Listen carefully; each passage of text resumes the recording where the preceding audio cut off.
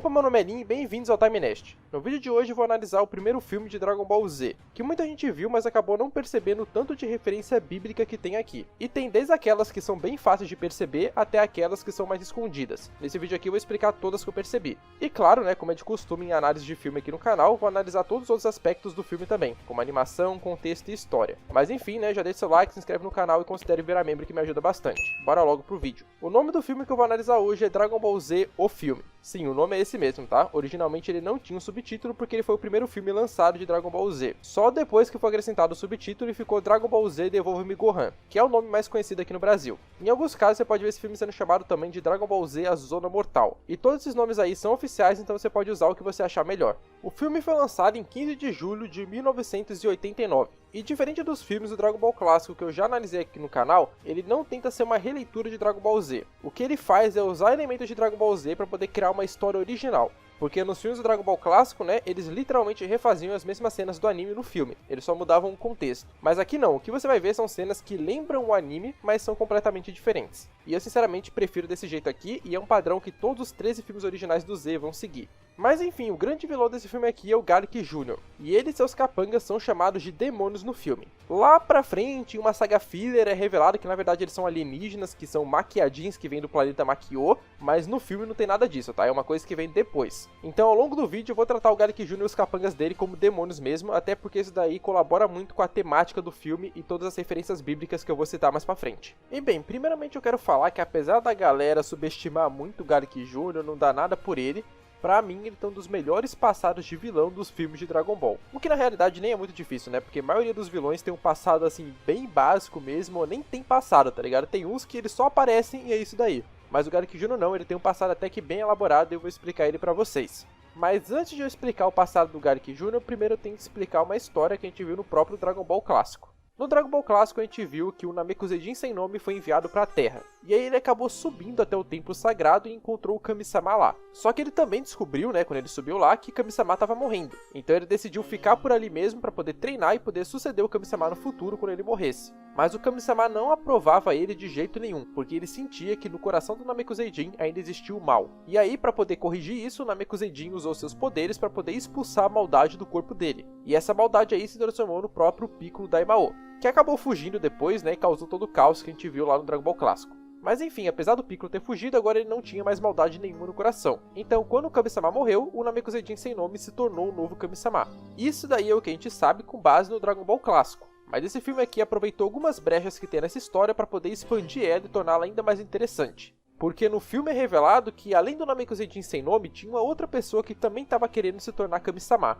E o nome dessa segunda pessoa era Galik. Só que assim como aconteceu com o Namekusei sem nome, o Galik não foi aprovado para poder se tornar Kami-sama porque ainda tinha maldade no coração dele. Só que o Galik ele não expulsou a maldade, na verdade ele apenas alimentou ainda mais o mal que tinha dentro dele. E quando o Galik não foi escolhido para poder ser o novo Kami-sama, aí realmente que ele despirocou e o mal tomou conta totalmente dele. E aí ele reuniu um exército de demônios para poder se rebelar contra o Kami-sama e tomar o trono à força. Só que o plano dele não deu certo e Kami-sama usou seus poderes para selar o Galik e os lacaios dele para sempre em uma dimensão de sofrimento eterno. Mas antes disso o Galik falou que de alguma maneira em 300 anos ele voltaria para poder se vingar. Aí você pergunta, mas como é que ele vai voltar para se vingar se ele foi selado numa dimensão de sofrimento eterno? Bem, é que antes dele ser selado, ele gerou um filho, Então ele tá falando desse filho que ia surgir em 300 anos. E assim, é um filho e ao mesmo tempo não é. É a mesma coisa do Piccolo, sabe? É um filho que também é reencarnação.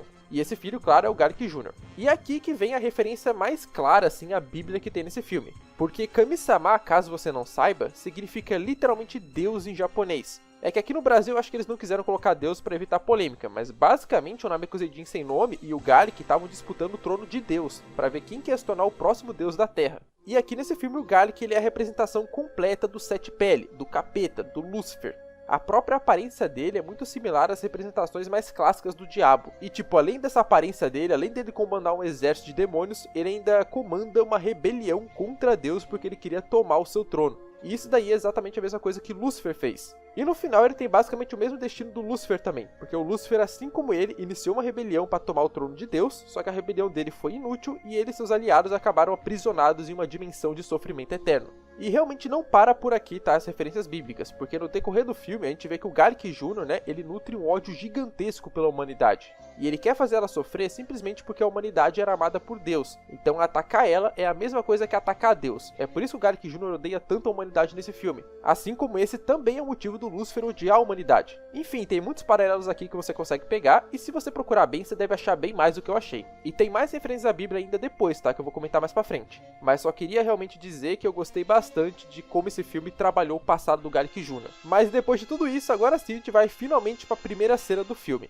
O filme começa com o Piccolo treinando lá para poder se vingar do Goku, já que esse filme aqui se passa depois do 23º torneio de artes marciais, mas antes da chegada do Raditz na Terra. Quer dizer, supostamente era para se passar nesse período aí, mas como quase todos os filmes do Dragon Ball Z, ele não se encaixa realmente na cronologia, tá? Então levem isso aqui com uma dimensão diferente. E se você quiser entender por que os filmes não se encaixavam na cronologia, eu vou deixar um card passando aqui em cima de um vídeo onde eu explico toda a produção dos filmes de Dragon Ball Z, tá? Recomendo muito porque pra mim é um dos meus melhores vídeos. Mas continuando aqui, enquanto o Piccolo tá lá treinando, ele vê uns malucos literalmente correndo no ar. E quando ele menos espera, os caras já vão pra cima dele pra poder matar ele mesmo. E esses caras aí são o Garlic Jr. e os capangas dele, que tem como objetivo matar o Kami-sama. E a gente sabe, né, que se o Piccolo morrer, o Kami-sama também morre, já que eles são duas partes do mesmo ser. Então é por isso que eles atacaram o Piccolo. Só que assim, eles não conferem se o Piccolo morreu e só vão embora. E essa aqui é uma primeira de muitas burrices que os vilões desse filme vão cometer.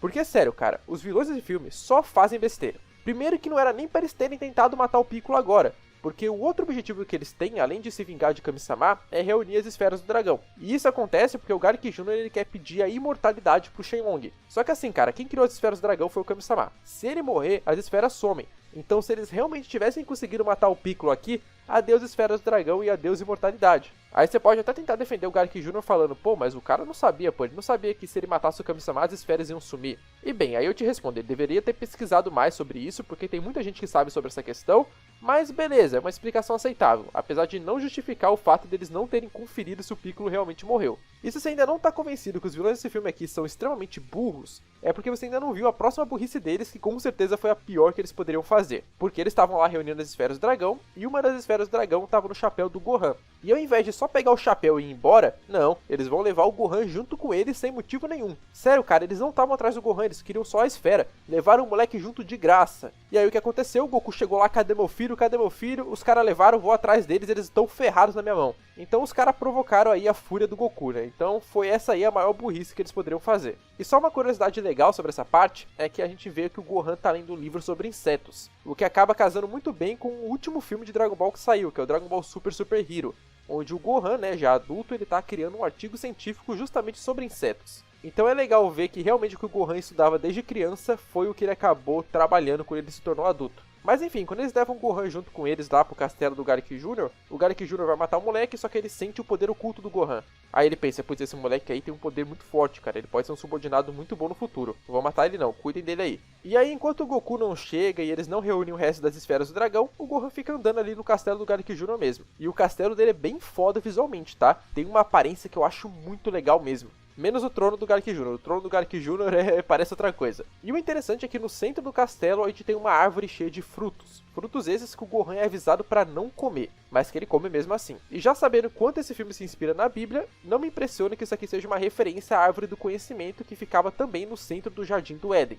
É muita coincidência pra não ser, sabe? É uma árvore que fica no centro, que nem a árvore do conhecimento, e também é uma árvore que o Gohan não poderia comer os frutos, mas ele vai lá e come assim como Adão e Eva comeram. Mas isso aqui não tem tanta importância pro filme não, só quis comentar porque eu achei interessante. Porque tipo, enquanto Adão e Eva foram punidos pra serem expulsos do paraíso por terem comido a fruta, a única punição do Gohan por ter comido essa fruta foi ficar bêbado. Porque essa fruta aí, quando uma criança come, ela fica totalmente bêbada, né? Então o Gohan começa a alucinar aí com um monte de bicho estranho. Eu gostava muito dessa cena quando eu era criança, e realmente ela é bem engraçada. Mas enfim, o resto dos subordinados do Garlic Jr. estavam lá reunindo as esferas do dragão e finalmente conseguiram reunir todas e invocaram o Shenlong. E aí o Shenlong aparece numa cena muito legal mesmo, o Shenlong nesse filme aqui ele é muito imponente, e aí o Garlic Jr. realmente se torna o primeiro imortal da franquia, Chupa Zamasu. E aí só depois que o Garlic Jr. se torna imortal que o Goku e o Kami-sama aparecem ali. O Goku a gente até entende porque ele demorou pra chegar, porque ele teve que ir primeiro pra casa do Mestre Kami pegar o radar do dragão pra depois chegar aí, mas o Kami-sama não faz sentido, tipo, ele deveria ter chegado antes. O filme faz parecer que o Kami-sama, tipo, ele tava esperando o Goku chegar. Pô, mano, não vou sozinho lá não, que senão eu vou me ferrar, deixa o Goku chegar aí que vai nós dois juntos. Mas beleza, o Goku começou a lutar com os subordinados do Garlic Jr., enquanto o Kami-sama foi lutar contra o próprio Garlic Jr. E o plano do Kami-sama pra poder derrotar o Garlic Jr., agora que ele é imortal, com certeza, né, vai ser uma coisa bem inteligente, como selar o Garlic Jr. com uma fuba e pronto, né, já que ele é um ser imortal, selar ele seria uma ótima opção. Não é esse o plano dele, tá? O plano do Kami-sama, cara, é assim, o Kami-sama é Deus, né, então sinto muito se eu tô falando isso, se parecer alguma ofensa, mas o cara foi muito burro, cara. Porque o plano dele é se auto-explodir. É pegar o Garlic Jr. abraçado, um abraço apertado e bum. Meu amigo, o cara é imortal, você vai morrer à toa. Você sabe usar uma fuba, usa uma fuba aí no Garlic Jr. Mas não, vou me explodir. Pô, aí não dá, né, cara, não tem como defender. Mas pelo menos é legal ver o Kami-sama lutando contra o Garlic Jr. Eu acho que foi a primeira vez mesmo que mostrou ele realmente numa batalha. Mas beleza, enquanto isso o Goku tá lá lutando contra os capangas do Garlic Jr. ainda. E apesar dele conseguir se virar bem, ele acaba precisando da ajuda do Kuririn ali pra não ser morto. E além do Kuririn, o Piccolo também aparece ali querendo vingança, né, pela surra que ele tomou antes. E sério, aqui começa um costume que eu adoro dos filmes de Dragon Ball. Porque sempre que o Piccolo aparece, começa a tocar essa trilha sonora aqui que eu tô tocando pra vocês, que, meu amigo, a música tema do Piccolo é uma das mais fodas que tem em Dragon Ball. Eu arrepio só de ouvir isso daí, cara. No filme, quando começa a tocar essa música, eu já sei que o Piccolo vai aparecer e, pô, é foda demais. É uma das minhas trilhas sonoras favoritas de Dragon Ball. E sempre que toca essa música, figurante morre. Tocou essa música, morreu o figurante. Isso daí vocês podem ter certeza. O Piccolo nos filmes é o matador de figurante. Nesse filme mesmo, ele já mata um figurante. Começa a tocar a música, ele já isola o cara lá, começa a surrar o cara e já era pro maluco. Já o Goku se livra dos outros dois capangas do Garlic Jr., né? E a coreografia da luta do Goku contra eles é muito boa. Até porque esse filme aqui ele é muito bem animado, cara. Ele não tem nenhuma coisa super ultra fantástica que vai te fazer arregalar os olhos, mas tudo é muito bonito. A animação aqui com certeza merece um elogio, mas eu acho que o elogio mesmo vai pra coreografia, que é muito irada. Já o Kuririn, ele não luta com ninguém. O resumo da participação do Kuririn nesse filme é isso aqui. Kuririn, cuide do Gohan! Certo, Goku!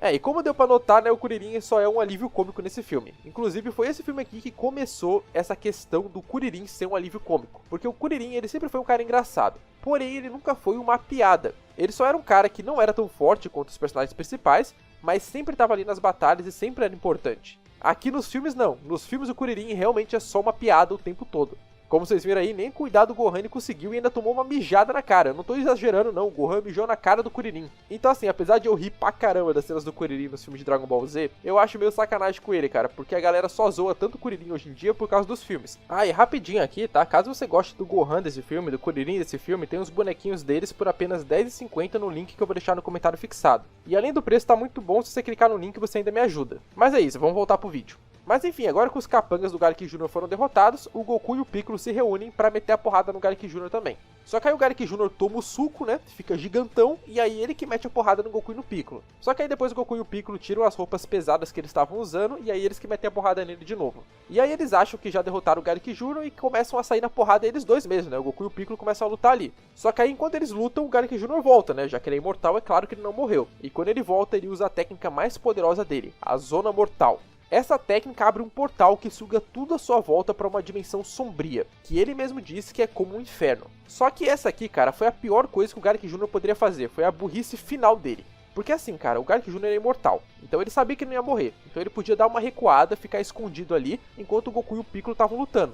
Porque certamente no final da luta dos dois, um ia estar totalmente derrotado e o outro ia estar só o pó. E aí o Garlic Jr. poderia aparecer e finalizar os dois, pronto, resolvido. Mas não. Eu vou abrir um portal que manda qualquer coisa pra uma outra dimensão, que é literalmente a única maneira de me derrotar nesse momento, já que eu sou imortal. Não dá, cara. O Garlic Jr., eu tento defender ele. Eu tento defender o Garlic Jr. porque eu acho ele um vilão interessante, eu acho o passado dele muito bom. Mas o cara não se ajuda, pô. O cara não se ajuda, o cara é muito burro, velho. E aí não deu outra, né? O Gohan acabou levantando ali, enquanto tá todo mundo sendo sugado pela Zona Mortal, e ele despertou o poder oculto dele e jogou uma rajadona de ki que mandou o Garlic Jr. pra dentro da própria Zona Mortal, fazendo ele ficar preso pra sempre lá. Porque já que ele é imortal, né? Ele nunca vai morrer, então ele vai ficar preso naquele inferno pra sempre. Quer dizer, ele até consegue fugir de lá em uma saga filler que vem depois, mas no fim ele acaba preso na Zona Mortal de novo, então dá no mesmo. Porque sim, o cara foi burro ao ponto de que ele conseguiu fugir de lá, ele falou, putz, finalmente fugiu, achei que ia ficar preso lá pra sempre. E aí ele foi enfrentar o Gohan de novo, abriu de novo a Zona Mortal, cara, não é possível. Ele abriu de novo a Zona Mortal e o Gohan jogou ele lá pra dentro de novo.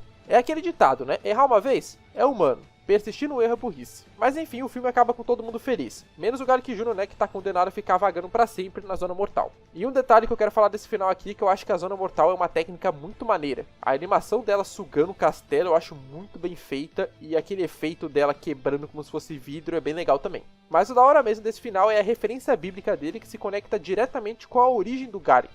Porque assim como o Garlic foi selado por Deus e prometeu voltar pra se vingar, Satanás também prometeu isso. Tanto que a volta dele é descrita no livro do Apocalipse. E resumindo bem, diz que ele vai voltar para tentar dominar o mundo e se vingar de Deus, mas que no fim ele vai ser derrotado novamente por Deus e jogado no lago de fogo para toda a eternidade. E isso aí é literalmente a mesma coisa que aconteceu com o Garlic Jr. Depois de muito tempo que ele tentou roubar o trono de Deus, ele voltou para poder se vingar. Mas no fim ele foi derrotado novamente e dessa vez foi selado em um lugar que ele nunca mais vai conseguir fugir e vai sofrer por toda a eternidade. E tipo, isso eu acho muito legal, porque a referência ali no começo da origem do Garlic, todo mundo pega basicamente. Mas da derrota dele também ser associada à derrota de Satanás é uma coisa que poucos conseguem perceber. E se você forçar um pouquinho, você consegue associar ainda mais ao que tem na Bíblia. Por quê? Porque quem joga o Garlic Jr. no sofrimento eterno é o Gohan. Já no livro do Apocalipse, quem joga o diabo no lago de fogo, que é o sofrimento eterno dele, é o Messias, é Deus. E em Dragon Ball, o Gohan ele é mencionado como Messias algumas vezes. Tanto que no tema do Gohan, quando ele se transforma em Super Saiyajin 2 pela primeira vez, literalmente na música diz: